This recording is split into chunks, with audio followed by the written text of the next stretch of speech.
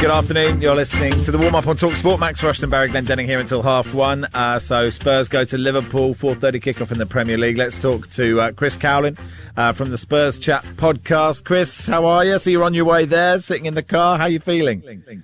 Max, Barry, good afternoon. I'm feeling a bit nervous, obviously, because you look at the last three games that Spurs have played. We got absolutely thumped at Newcastle, lost at home against Arsenal, and then, of course, on Thursday, lost in the manner that we did at Chelsea. So a little bit apprehensive about this game. It's a very difficult game for us because Anfield always seems to be a very difficult place to go for us. One win in the last 29 visits there. So it's going to be an interesting one. But I am fully behind Ange Postecoglou, even though that we've had these defeats. He's said openly a number of times since he came in that there is going to be a few bumps in the road. This seems to be a big pothole at the moment, but I think that the board really do need to back him and progress us as a football club. The Chelsea game was the first time I've seen Ange get visibly enraged on the touchline. Did you share his frustration with the Spurs players? Absolutely, Barry. I think that Ange is certainly telling a number of these players the job that he wants them to do. And I like to see the passion from a manager like that, particularly how passionate he was that evening, because it's a London derby. You want to see passion, you want to see grit, you want to see determination, and you want to see the hunger in these sorts of games.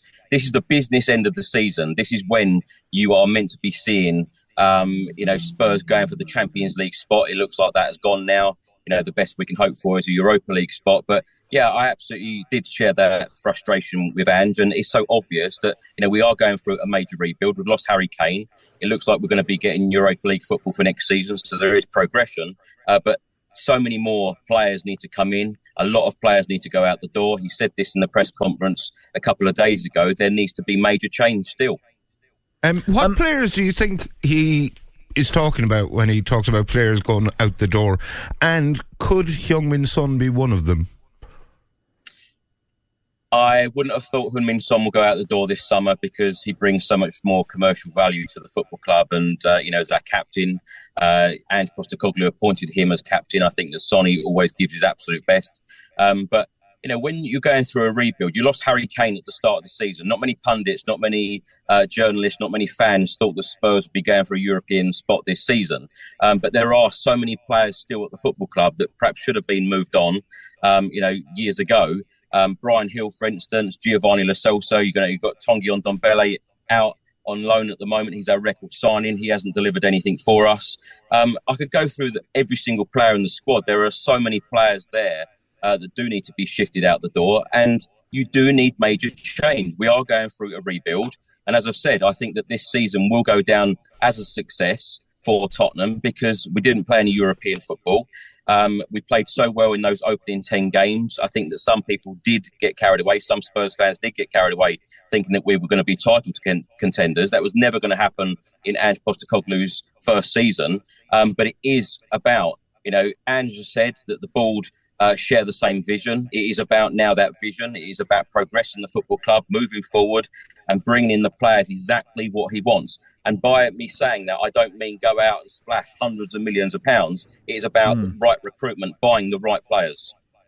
I definitely got carried away. I'll tell you that for nothing. And I do you worry? I guess the sort of lines of criticism for Ange are he's really stubborn. I mean, you can see just a stubborn man, hates press conferences, clearly thinks they're ridiculous, but has to endure them. But do you worry that Spurs have kind of been found out a bit? They were great. I mean, it was just amazing to see a midfielder pass it forwards for the first few weeks. I was like, I've not seen this for years.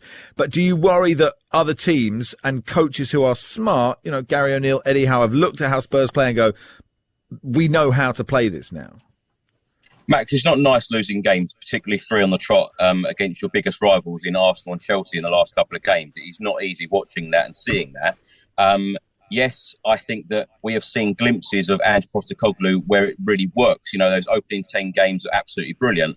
But, a little bit of perspective and, a little bit more open here, because we've had 7 managers in the last 5 years. Since Pochettino left, we replaced him with Jose Mourinho. We then waited 72 days for a new manager, Nuno Espirito Santo, come in. It didn't work. Conte, Mason, Stellini, now and Postecoglou, we have seen Ange ball work. We have seen it work in the Premier League. If he has the right personnel in, I believe that he can play the way that he wants to play. I think that some of these recent games, he hasn't been able to play the way that he wants to be and play, going forward, because we haven't got the right players.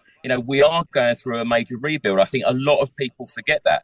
There have been, there are a lot of players that have been at the football club for a long time. We've only just offloaded the likes of Eric Dyer, for instance. He was one of the scapegoats who people blame.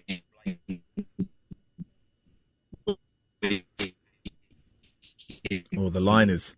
he's really slowed down. Presumably he's saying, and now Eric Dyer's going to win the Champions League, but that's a stressful thing. I hope we can get him back, because we do need to ask the Manchester City question, right? I mean, I think I totally agree with him, actually. Perspective is important, isn't it? At the start of the season, no one thought Spurs would challenge, even though I said they'd come second, because I was sort of blind optimism.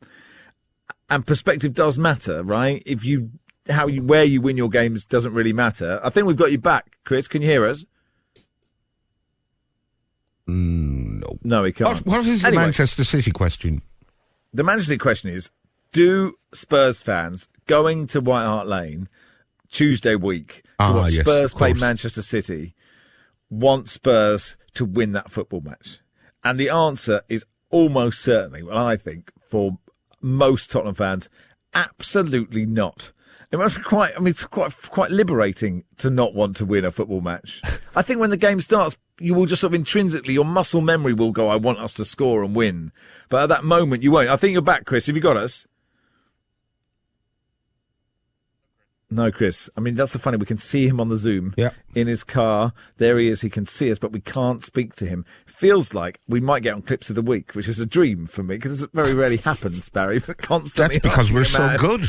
Well, you're absolutely we never right. make mistakes. Yeah. So anyway, look, Spurs play Liverpool. I think the chance of us getting anything is zero, but you never know. Could turn up. I think there's a very good chance to get something. I mean, Liverpool haven't been pulling up any trees recently. No, you're absolutely right. You're absolutely right. Form-wise, massively mid-table fixture, but, it has an excitement about Liverpool's players. I suspect there'll be a lot of goals in this game.